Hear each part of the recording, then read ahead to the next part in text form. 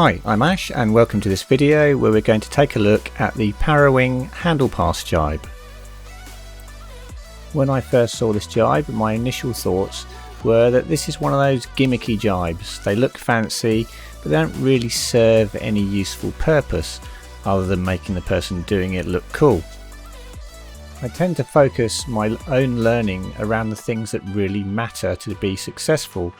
Then once those things are learned and reliable, I'll then move on to the fancy stuff that looks good but isn't of much use for anything. Due to that, I only started trying this handle pass jibe after I'd finished normal jibes, down loop jibes, stash jibes, stern redeploy, tacks, foot swaps, etc. You get the idea. So I was quite late to actually trying this out, as I'd written it off as a gimmick early on. This proved to be completely wrong. It turns out this is actually one of the most useful jibes you can learn. Not only that, but it is also way easier to do than it looks. Before we get into the instruction on how to do this jibe, I just want to cover quickly why this isn't a gimmick and actually is a very useful jibe to have in your back pocket. Most Parawing jibes you do not do at full speed, the exceptions being tacks and stash jibes. The reason we slow down for almost everything else is line tension.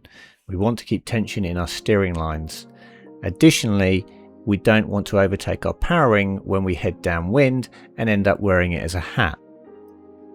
So for everything except tacks and stash jibes, we tend to slow down. This means if anything goes wrong, we have little margin in terms of speed to get out of it before we drop off foil. This is where this handle pass jibe comes into play. This is a jibe that we do at full speed.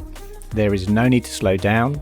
In fact, it helps if you speed up when turning into your jibe when using this technique. This then gives us lots of speed and lots of time before we drop off foil to complete our jibe. So this jibe can be useful in light winds because line tension is not involved. We can go in at full speed and utilise as much glide as possible in our turn. Okay, with that explanation out the way and why this is such a useful jibe, let's have a look at how it works. For this video, I'm going to show the jibe in my normal stance.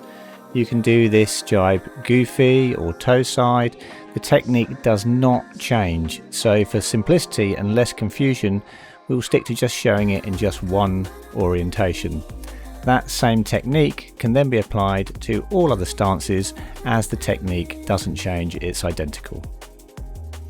At the start of this jibe, we want to be in the harness, powered up and riding at full speed.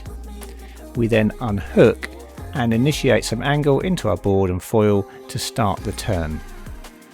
The Parawing stays exactly where it would be riding powered up, so effectively as we turn we keep the Parawing in the same orientation and the same height off the water, nothing changes. Effectively what happens is our board turns and heads more and more towards our Parawing. The more we turn, the more we move towards the situation where we might be flying directly downwind towards our Parawing, with the Parawing directly off the nose of the board. But we don't want to get quite that far. Just before we are heading straight downwind, the Parawing will be flying just alongside the board, such that if you flew it down onto the water, it would touch onto the water right alongside our board. This is exactly what we are aiming to do. We turn more and more downwind until the Parawing is flying exactly alongside our board. Effectively, we're about 10 degrees before going straight downwind. This is the point we just let the Parawing drop onto the water, or we deliberately fly it down by turning the handle downwards towards the water. Now we let the Parawing touch the water and stick to the surface. As soon as it does this, we pass the handle behind our back to our new front hand. Believe me when I say that when you try this, it will be very intuitive. you naturally do the right thing when passing the bar behind your back. When you grab the bar with your new front hand, ideally you don't want to be right at the front of the bar. Just back very slightly from the front of the bar is ideal, maybe a finger's width. This is so that our new hand is not in the D-power position. We want the wing to power up when we pull it off the water, so holding a little back from the front of the bar allows this to happen. Whilst you are doing the handle pass, your board will quickly sail straight past the power wing and it will end up behind you on the water. The handle pass needs to be quite quick. You'll feel the tension come into the lines as you pass the wing and start to leave it behind. The bar needs to be in your new front hand when this happens. When you feel the lines go taut because you've overtaken the wing and left it behind you, you want to give it a good yank on the lines and pull the wing off the water and throw your arm towards the front of the board. What we're looking to do here is pull the wing off the water, but also give it some momentum to fly forwards and refill with wind. We need to ensure that as soon as the handle is in our new front hand, we want to be continuing our carve through the jibe into the new direction. It is quite easy to forget to continue turning while doing the handle pass. We want to be on a nice continuous turn. It doesn't have to be a super sharp turn. The key is that we have speed and therefore can do a nice long but continuous turn. This continued carve and the power wing being pulled off the water and into the air and being thrown forwards will refill it with wind and it will start to power up. Once you reach this point, effectively you've completed the jibe, and all we're looking to do is to get power into the wing, continue the carve, get more power in that wing and get it fully powered and sail away. This next clip is just a close-up of the pass behind the back, just so you can see a better view of what the hands are doing. I would practice a couple of these passes indoors off the water just to get the movement into your mind before going out and trying it on the water. So with all that explained, what sort of things can go wrong? As mentioned earlier, you can carve too far before placing the wing onto the water and accidentally sail over it as shown. I also have a toe side sample where I carved too far and should have dropped the wing on the water sooner.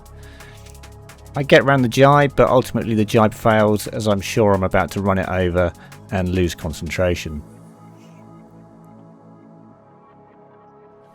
I also have a few examples where, through no serious fault in the technique, the wing just comes off the water a bit too closed up and then either doesn't open or messes around a bit before opening. If you have speed, sometimes you can wait these out as shown and you'll still get a successful jibe, and then other times the wing can just tie itself in knots and just reluctantly refuse to open, and then you end up with the wing just kind of dangling by your side, not going anywhere, and come off a foil. Sometimes things just conspire against you. In this instance, my harness line manages to snag my hook as I pass the bar.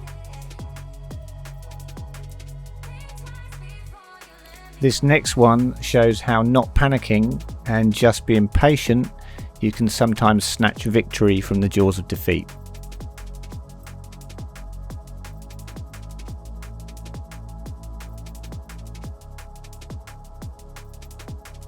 This last one shows what happens if you don't continue your carve through the jibe during the handle pass.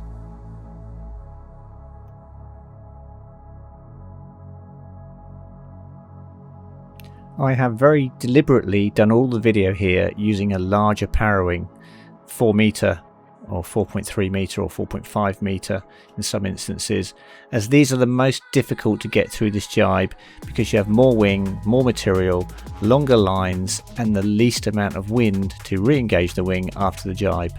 so big wings offer the most potential issues. When you drop down in size, these jibes become cleaner, faster and easier to re-engage the wing. I'll just put a few more examples here at the end of the video. I thoroughly recommend learning this jibe. It's way easier than it looks at first glance, and it is very useful in light to moderate winds.